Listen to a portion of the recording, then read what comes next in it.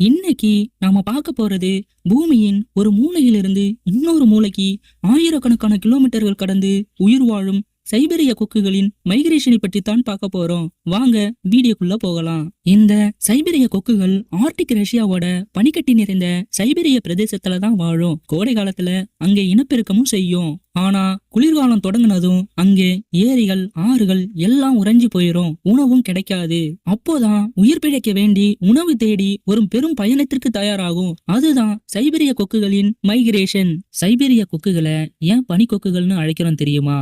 ஏன்னா அவற்றின் வெண்மையான இறகுகளாலும் பனிபடர்ந்த சைபீரிய பிரதேசத்தில் இனப்பெருக்கம் செய்வதாலும் பனிக்கொக்குகள் என்று அழைக்கப்படுது.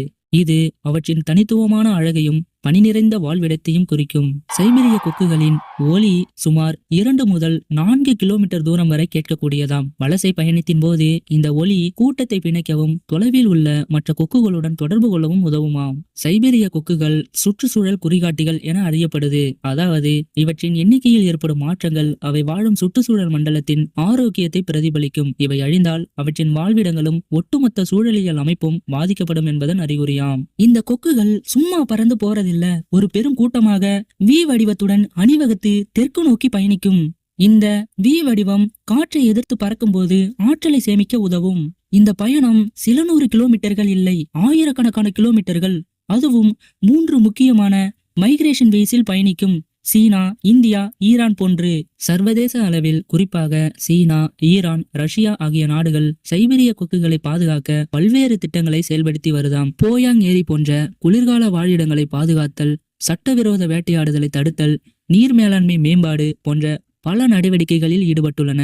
ஓமிட் மற்றும் ராயா முயற்சி இந்த இனத்தை மீண்டும் இனப்பெருக்கம் செய்ய வைக்கும் ஒரு அறிவியல் பூர்வமான முயற்சியாம். ஒரு காலத்துல நம்ம இந்தியாவில் உள்ள பரத்பூர் தேசிய பூங்கா மற்றும் கெயோலோடியா தேசிய பூங்கா ஆகிய பூங்காக்களில் சைபீரிய கொக்குகளின் முக்கியமான குளிர்கால வாழிடமா இருந்திருக்கு. கிட்டத்தட்ட 3676 கிலோமீட்டர் தூரம் பயணிச்சு ரஷ்யா, கஜகஸ்தான், பாகிஸ்தான் இப்படி பல நாடுகளை கடந்து இமயமலையோட கிரவுண்ட் ஷாக் கணவாய் வழியா நம்ம நாட்டுக்கு வந்திருக்குங்க.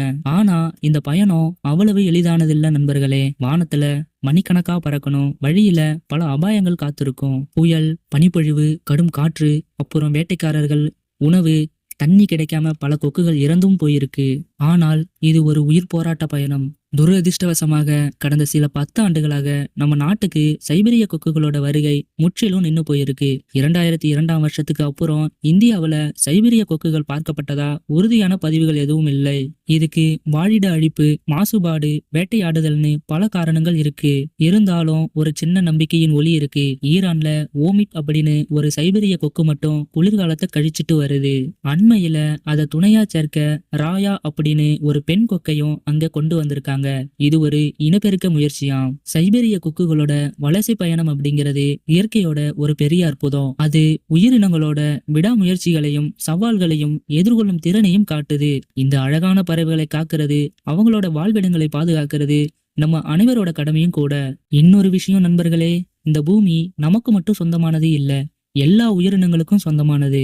இந்த வீடியோ உங்களுக்கு பிடிச்சிருக்கும்னு நம்புறேன்.